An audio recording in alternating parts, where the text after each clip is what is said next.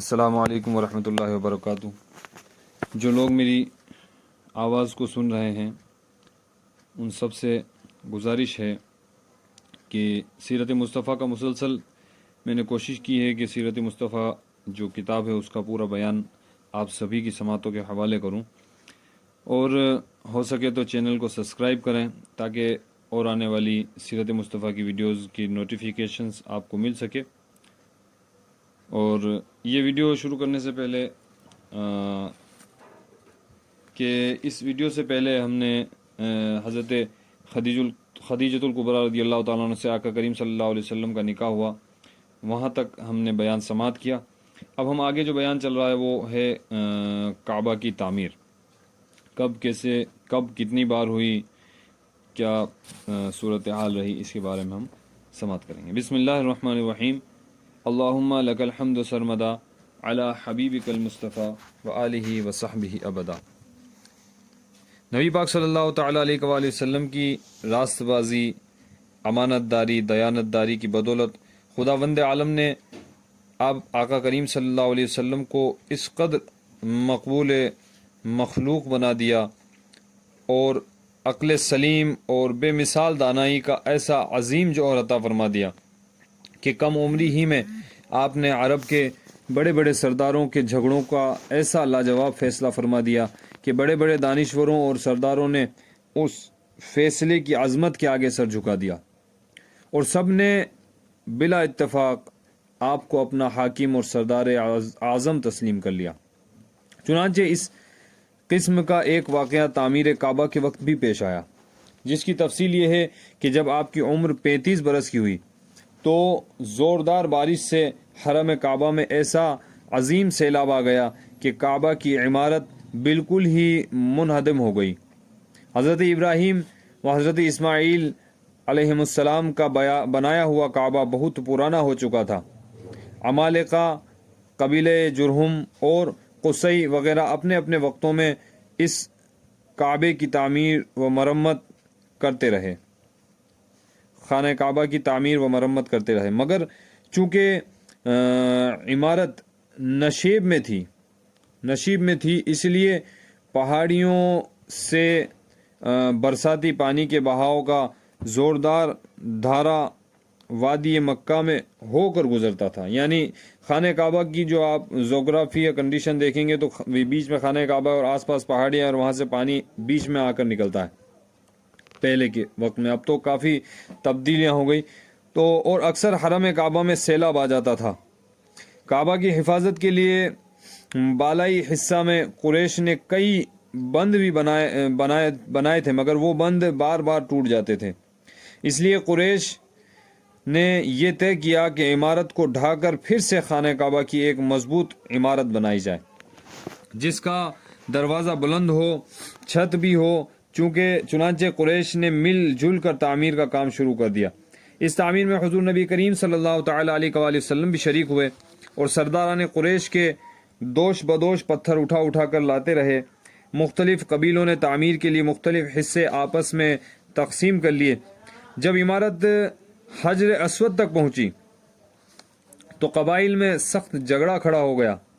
ہر قبیلہ یہی چاہتا تھا کہ ہم ہی حجر اسود کو اٹھا کر دیوار میں نصب کریں تاکہ ہمارے قبیلے کے لیے یہ فخر و اعزاز کا باعث بن جائے۔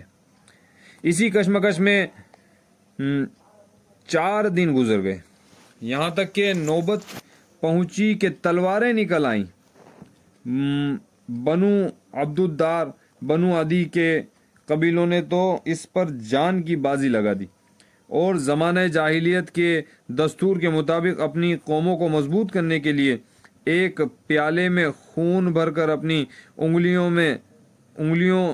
اس میں ڈبو کر چاٹ لیں۔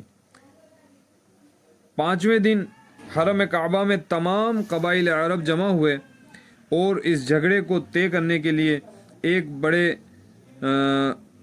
بزرگ شخص نے یہ تجویز پیش کی کہ کل جو شخص صبح سویرے سب سے پہلے حرم کعبہ میں داخل ہو اس کو پنچ مان لیا جائے، اور جو فیصلہ کر دے سب اس فیصلے کو مان لیں۔ چنانچہ سب نے یہ بات تسلیم کر لی۔ خدا کی شان کہ صبح کو جو شخص حرم کعبہ میں داخل ہوئے وہ رحمت عالم صلی اللہ علیہ وسلم کی ذات مقدس تھی۔ آپ کو دیکھتے ہی سب پکار اٹھے کہ واللہ یہ امین ہیں، یہ صادق ہیں، لہذا ہم سب ان کے فیصلے پر راضی ہو جائیں گے۔ آپ نے اس جھگڑے کو اس طرح تصفیہ فرمایا، اس طرح کا اس جھگڑے کو سلجھایا کہ پہلے آپ نے یہ حکم دیا کہ جس قبیلے کے لوگ حجر اسود کو اس کے مقام پر رکھنے کے مدعی ہیں ان کا ایک ایک سردار چن لیا جائے۔ چنانچہ ہر قبیلہ والوں نے اپنا اپنا سردار چن لیا۔ پھر حضور نبی کریم صلی اللہ تعالی علیہ وسلم نے اپنی چادر مبارک کو بچھا کر حجر اسود کو اس پر رکھا اور سرداروں کو حکم دیا کہ سب لوگ اس چادر کو تھام کر مقدس پتھر کو اٹھائیں۔ چنانچہ سب سرداروں نے چادر کو اٹھایا اور جب حجر اسود اپنے مقام تک پہنچ گیا تو حضور صلی اللہ تعالی علیہ وسلم نے اپنے متبرک ہاتھوں سے اس مقدس پتھر کو اٹھا کر اس کی جگہ پر رکھ دیا۔ اس طرح ایک ایسی خونریز لڑائی ٹل گئی کہ جس کے نتیجے میں نہ معلوم کتنا خون خرابہ ہوتا۔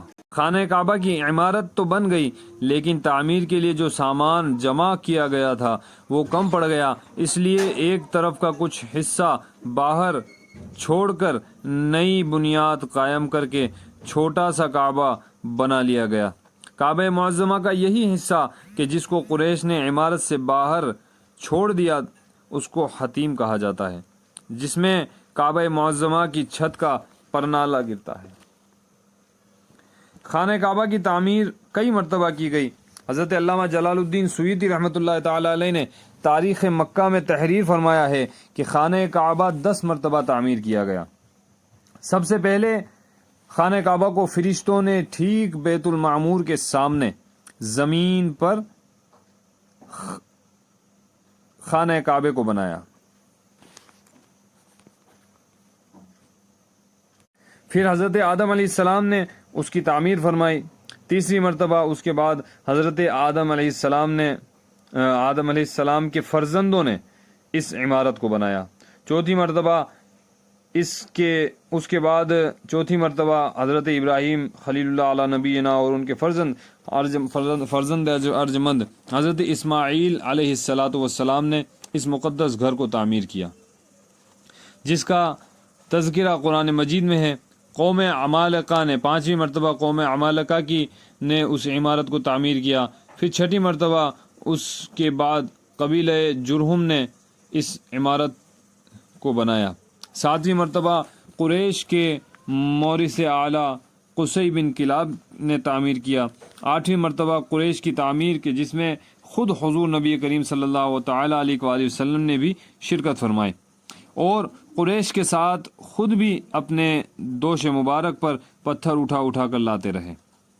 9ویں مرتبہ حضرت عبداللہ ابن زبیر رضی اللہ تعالی عنہ نے اپنے دور خلافت میں حضور صلی اللہ تعالی علیہ وآلہ وسلم کے تجویز کردہ نقشے کے مطابق تعمیر کیا، یعنی حتیم کی زمین کو کعبہ کے اندر داخل کیا اور دروازہ سطح زمین کے برابر نیچا رکھا اور ایک دروازہ مشرق کی جانب اور ایک دروازہ مغرب کی سمت بنا دیا۔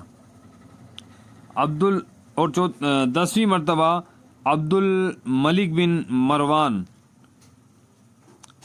اموی کے ظالم